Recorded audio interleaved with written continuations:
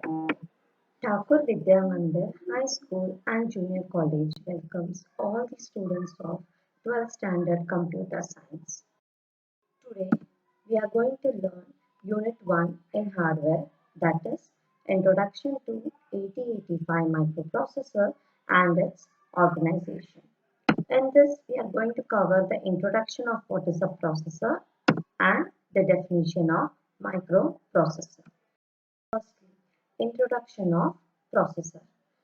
Processor is an electronic circuit which performs any operation in a sequence way, and micro means small. So a processor is an electronic circuit which performs any operation in a sequence way. For example, in our day-to-day life, we can come across our juicer, mixer, washing machine, etc.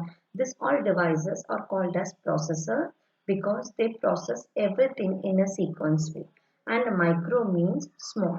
So why we have the name microprocessor? Microprocessor means it is a small electronic circuit which performs any operation in a sequence way. This is how we got the name microprocessor.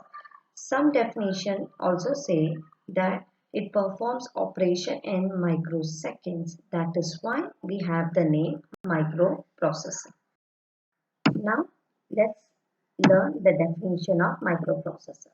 Microprocessor is a semiconductor multipurpose programmable logic device that reads binary instruction from the storage called memory, accepts binary data as input, processes the data as per the instruction given, and provides the output. Now let's understand the definition. Microprocessor is a semiconductor. After the invention of active components, the electronic circuits and chips are made up of semiconductor like germanium and silicon. So your microprocessor is made up of semiconductor. Multipurpose. Multipurpose device means it can be used to perform various sophisticated computing tasks or functions as well as simple tasks. What do you mean by sophisticated, complicated? So the microprocessor can perform both complicated tasks as well as simple tasks. Next, programmable. Programmable means that it can be instructed to perform given task within its capability. So the microprocessor can perform any task. We can easily program it. Logic device. Logic device means it can take its own decision. It can perform the logical operation. Now that reads the binary instructions from the storage called memory. So first it will read the data which is available in the memory. Then it will accept the data in the binary form as an input. Thirdly, it will process the data as per the instruction given, and lastly, it provides the output. For example, let me take addition of two numbers, 5 and 6. So here your data is 5 and 6. 5 and 6, the two data will be first read from the memory. 5 and 6 will be converted into binary. Next, the process we are going to do here is addition. 5 and 6 will be added as per the instruction, and finally the output 11 will be given at the output. Microprocessor, we can also call it as MUP. Now the number system the microprocessor is going to understand is the hexa numbers. Even though the microprocessor is going to understand the hexa numbers, internal processing will always takes place in binary. So the hexa numbers will be converted into binary with the help of your encoder device. Next, the language. We are going to learn a new language in this lesson, that is assembly level language. We also call it as a machine level language. The coding that we are going to learn in this is called as mnemonics, and the processor that we are going to learn in this lesson is 8085. The basic functions of the microprocessor. There are three basic functions of the microprocessor. The first is to perform arithmetic and logical operations. The arithmetic operations are addition, subtraction, multiplication, and division. And the logical operations are and, or, not, and XOR. Second, it can turn on or off any device automatically. For example, in my room, if I have an AC, I want the AC to be on for 1 hour. The next 1 hour, it should be off. So we can program the microprocessor and attach to the AC in such a way that the AC will be on for 1 hour. The next 1 hour, automatically it goes off. Again, for the next 1 hour, it will be on. In this way, we can operate any device automatically. We need not have to perform any manual operation. Thirdly, it can take its own decision. Now, these are the simple basic functions of the processor. Now, first let us understand that is it performs arithmetic and logical operation, already have explained. Then it takes its own decision. With these two functions, let us compare the microprocessor with the computer. Which part of the computer performs arithmetic operation and it can take its own decision? Yes, it's nothing but the CPU. So we compare our microprocessor with the CPU of the computer. So the microprocessor is also called as the CPU of the computer. So only with the CPU we can't perform any function. We require input, we require memory, we require output. So this input, memory and output are nothing. They are called as the peripherals for the CPU. So what are peripherals? The devices which are attached to the CPU of the computer is called as peripherals. So CPU is your microprocessor. Input, memory and output forms the peripherals. So these are the three blocks: input, output and next. Let us understand the difference between my computer CPU and the microprocessor CPU. This is the diagram of the computer CPU where you can see the input and the output is present outside the CPU.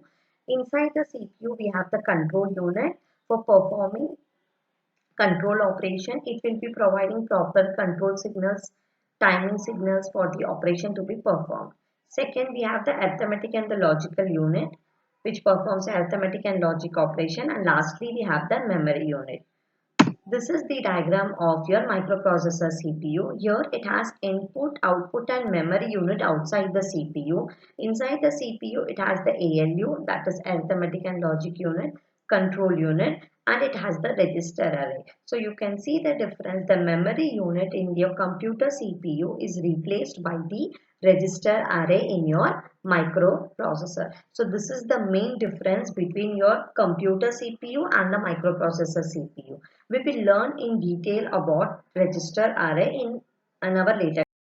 Next, the primary functions of the CPU of your microcomputer or the microprocessor. The first primary function is to fetch, to decode, to execute. To fetch means to gather all the data, raw data. To decode means convert it into the language understood by my computer, that is binary, and then it will execute it. Second, to transfer data from one block to another block. So the microprocessor will be transferring data from one block to another block. That is my input, output and the memory. It will take the data from the input, process the data inside the CPU and throw the data at the output. So it is going to transfer the data from one block to another block with the help of our buses. Thirdly, it will provide overall timing and control signals for each and every operation. Proper timing is given. So it will be providing the timing for the operation to be performed and control signals so that we get the result on time. And lastly, to respond to external interrupts. So what are interrupts? They are the disturbance that comes from the peripherals to the CPU. The disturbance that comes from the peripherals to the CPU. The peripherals communicate with the CPU with the help of interrupts. So whenever there is an external interrupt, the processor has to respond to the external interrupts according to the priority. So these are the four main primary functions of the microprocessor or the microcomputer. Now, a 3-mark question always is asked from this concept, that is, what are the primary functions of the CPU of microcomputer? So whenever the question has been asked for 3 marks, the first you are going to say what is the definition of microprocessor, which will be for 1 mark, and next the 4 primary functions each carries half a mark. This is how the 3 mark is distributed. Next, let's speak about the binary digits. The word bits is derived from binary digits. Group of bits together forms word. Bits are always represented as zeros and 1. 4-bit is equivalent to 1 nibble, 8-bit is equivalent to 1 byte. I again repeat, 4-bit is equivalent to 1 nibble and 8-bit is equivalent to 1 byte. Group of bits is always called as word. What is the word length of microprocessor? Word length is nothing, the capacity of the microprocessor. The word length of microprocessor is 8-bit. The word length of 8085 microprocessor is 8-bit. That means the microprocessor 8085 can process only 8-bit data at a time. That means the microprocessor 8085 can process only 8-bit data at a time. The word length is very important in processors because if we say the word length of the processor is 8-bit, then its ALU will be 8-bit, data bus will be 8-bit, and thirdly the registers will be also 8-bit. Again I am repeating, if the word length is 8-bit, all these three will be individually of 8-bit. If I say the word length of Pentium processor is 64-bit, all these three blocks will be 64-bit and so on. That's all for today. So let me brush up with the concept what has been taught today. So we started with the introduction of processor, then why we have the name microprocessor, the definition of microprocessor, what is the difference between my normal CPU and the computer CPU and the processor CPU, and lastly we have learned about the primary functions of the microprocessor. The next class we will learn about the ALU and the data bus of 8085 microprocessor.